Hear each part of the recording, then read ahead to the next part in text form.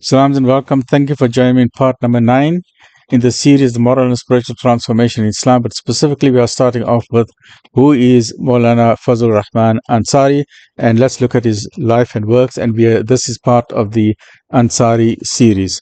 So we looked at the early formative years of Maulana Ansari at AMU Aligarh Muslim University, and now we're looking at the Tabligh mission in Singapore between the years 1937 and 1938. Now, when I see the word tabligh, I always, whenever I find the word difficult, I try and make sure, even if I have a vague idea of that word, I like to have a precise definition of a word. So here I see the word tabligh. So I need to know what it is. So I went and I did a little bit of search. So let's be clear on what the word tabligh means. The word tabligh, so I looked it up and I just scribbled it here so you can see my handwriting there. Tabligh is an Arabic word that means to convey, or to deliver. You are delivering something. If I take something and I'm delivering it to you, that means tabligh, to convey, to deliver something. And what are we delivering? Tabligh is specifically an act of spreading the message of Islam. So when you are taking the message of Islam, when you are delivering the Quran and the Sunnah, this is known as tabligh, right? So as long as we are clear on the definition, so tabligh means to take the message of the Quran and the Sunnah and to convey it to mankind.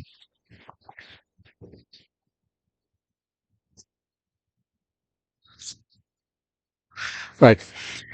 It was during the latter part of 1937 that Maulana Ansari was deputed on his first Tabligh mission by Maulana Siddiqui. The rise of evangelist activities in the Far East. Now, you notice what is happening. I find this very interesting that we have great scholars like Sheikh Abdullah Didat from, no, not Abdullah Didat, Ahmed Didat. Abdullah Didat is his brother.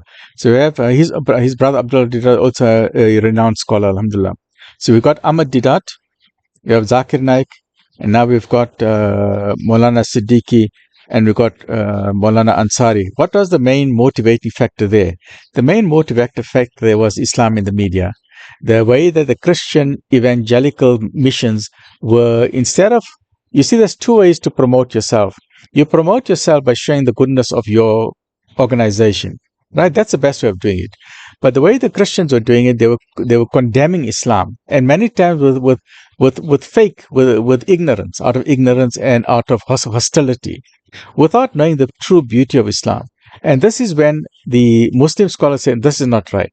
What they are promoting and what they're telling the people is all nonsense, is absolute rubbish. Because when you look at the original sources, when you look at the Quran and look at the Sunnah, it is far different from the propaganda nonsense that people are spreading in the media, right? And that is why Maulana Ansari then went on his mission to say, you know what, we've got to put an end to that. Enough is enough. We've been silent for too long. Let's give the true message of Islam. So when they started giving the true message of Islam, people in the world were shocked. People in the world say, oh, we didn't know that Islam is like this. We didn't know Islam is so beautiful. So what are all these people? Why are they condemning Islam?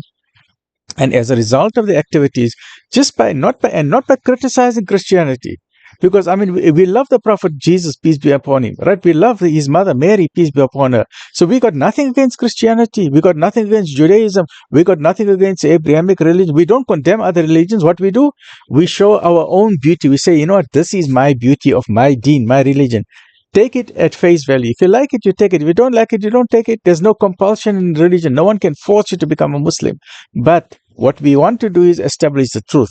So people need to make an informed decision. And once they started spreading the truth, what happened? Millions upon millions of people embraced Islam. They said, you know, this is what we were looking for all our life. It talks about spirituality. It talks about organic life and inorganic life. It talks about the metaphysical dimension. It talks about metaphysics. And it talks about the transcendental dimension. It talks about who is God and who God is not. Very important. Who is God and who God is not is very important difference. And talks about that there is only one creator. And one creator has created everybody. But there's 4,000 religions. There's 4,000 interpretations of God, and everyone is saying, hey, I've got the right way. I've got the right way. My God is right. My God is right. Your God is wrong. So Islam says we're not interested in all of that. We proclaim the truth. You've got a brain. You've got a free will. No one can force you. This is the truth. You take it nicely. You don't take it, walk away. Khalas. And that's what Maulana Siddiq and Maulana Ansari did. So now, Maulana Ansari now went to Singapore to start his mission in Singapore itself. The rise of the evangelist activities in the Far East Asia, especially in the Malaya Peninsula, necessitated the presence of a forceful scholar who could stem the tide of this growing problem among the Muslim masses in this region. In his welcome address in Singapore, Maulana Ansari categorically stated that he came as the ambassador of the intellectual empire of Islam to reinvigorate and reconstruct Muslim intellectual life with logic and with reason and with clarity. In other words, Singapore, and by extension the Malay Peninsula, or the Malaysian Peninsula, the Malaysian archipelago, required a renaissance of faith in all aspects of their lives. His pertinent remark about Singapore's future Islamic role vis-à-vis the decline of Muslim countries in other parts of the world reflected his sense of optimism. He was filled with hope because he knew without doubt that if he presents the true beauty of Islam, then people will see Islam for what it is, a religion of wisdom, a rational thing. There's no superstition in Islam. There's no falsehood. There's no things like faith or myths or to be scared unnecessarily. Because Islam says use your brain. The Quran says over and over again, use your brain, think, ponder, contemplate, because God is created as an intelligent human being. So Islam says, the Quran says, use your brain, use your brain, use your brain over and over again. Use it with logic and with reason. Use it, you must have a scientific brain, have an academic brain, have an intellectual brain. So it must appeal to you. And if you don't like something, ask a question and you will find the answer. You will find the answer, alhamdulillah. Maulana Ansari was ready to assist in raising up a great new edifice of Islamic civilization among the people, and I quote, who entered the flow of Islam at a time when the Islamic world had lost its initial vitality and was on the way to succumb to the cultural onslaught of the anti-Western civilization, and could not therefore enjoy the opportunity of building up enduring and vigorous national Islamic traditions and cultures, end of quote. Maulana Ansari's Tablighi period, which was from 1937 to 1938 in Singapore, was highly productive in Singapore. He actively promoted the collective identity of the Muslims in the region and sought through his writings to resist campaigns that undermined Sharia provisions in Malaya. In 1938, I know they're using the word Malaya here, but my tongue is saying Malaysia. I don't know why. I don't know if it's the same. I'm sure it's the same thing. In 1938, a bill meant to establish the supremacy of Islamic law in Malaya was introduced in the Federal Status Legislative Council. The entire press, dominated by non-Muslims, launched a scathing attack on the Federated Muslim States, the FMS, Mohammedan Offences Bill. Among the press, the powerful Straits Times of Singapore led an editorial campaign captioned, and I quote, "Go to mosque or go to prison." And this, once again, it's falsehood, and this is the power of the media, and they can say whatever lies they want to, and people will believe whatever they see in the newspaper. You say, hey, did you see the headlines? And that is how people, they put their brain into a cage. So my challenge to you is remove the toxins from your brain, remove the falsehood from your brain, and only allow good information to go into your brain. Because why? The brain belongs to you. Don't allow other people to put rubbish into your brain. It belongs to you. It's a sacred organ. So look after your brain. So this headline, "Go to mosque or go to prison," provoked a series of correspondence and articles undermining the proposed bill. Maulana Ansari wrote a forceful reply in the Straits Times to refute the arguments of all the opponents of the bill.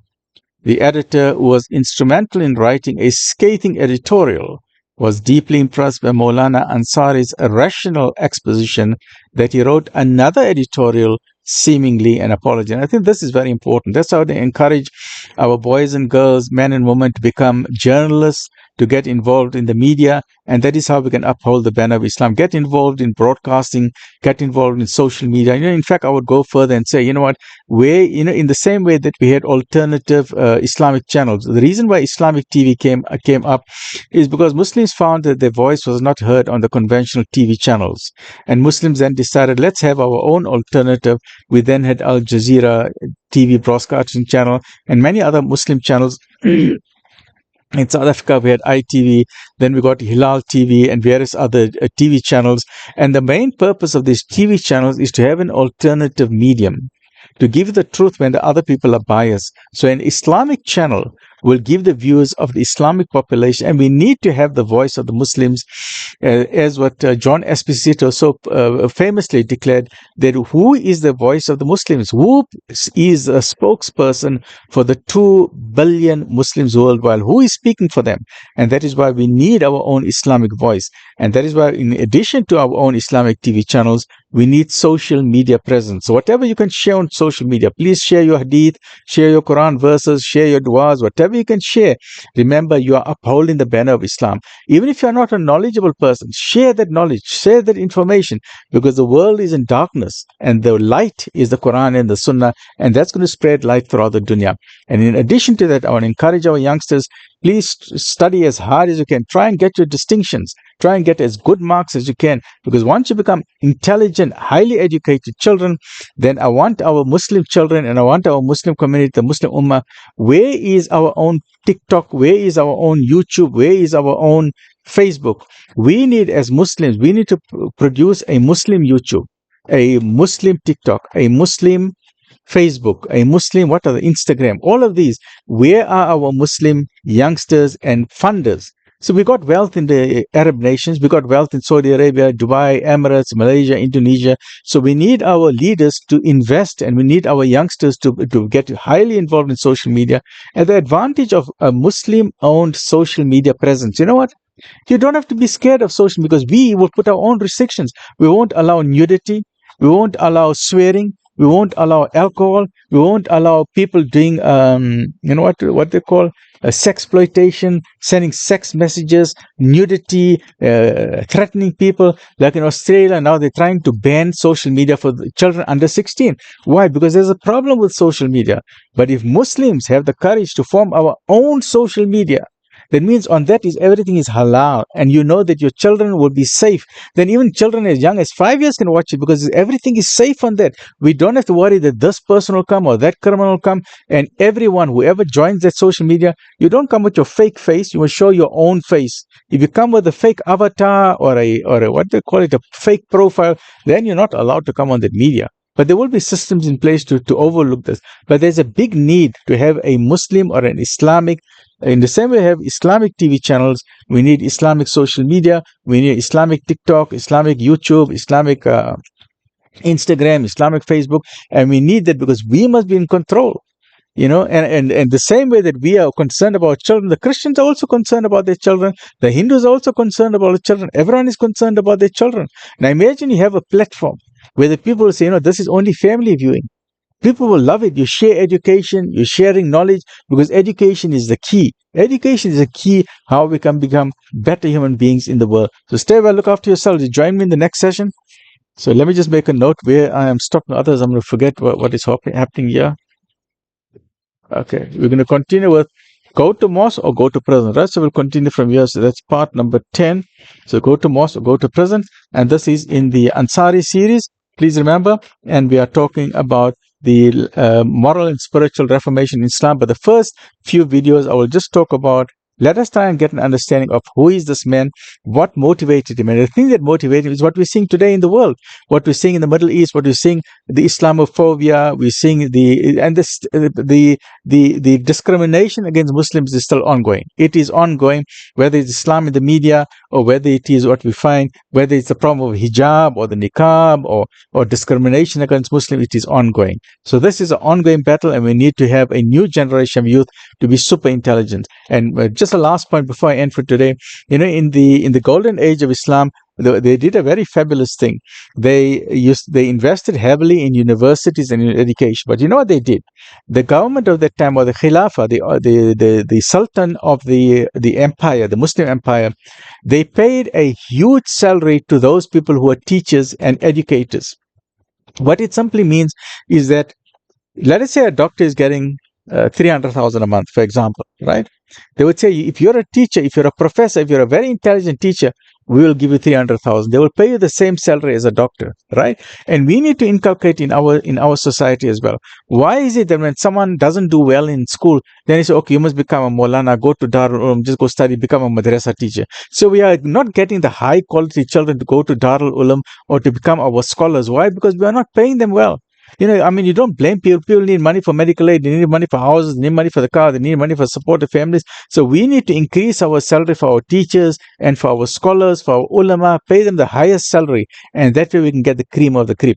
So the cream of the crop. So when a Muslim student finishes his or her matric, and let's say she gets 8 distinctions, she can then decide, I can either become a doctor, I can get 300,000, or I'm going to become an alim, a scholar of Islam, and I'll still get my 300,000. Imagine that. So then they don't have to worry about the finances. But now we know we're getting super intelligent children who are now becoming part of the deen. And this is how we strengthen the deen. Stay well, look after yourself. Alhamdulillah.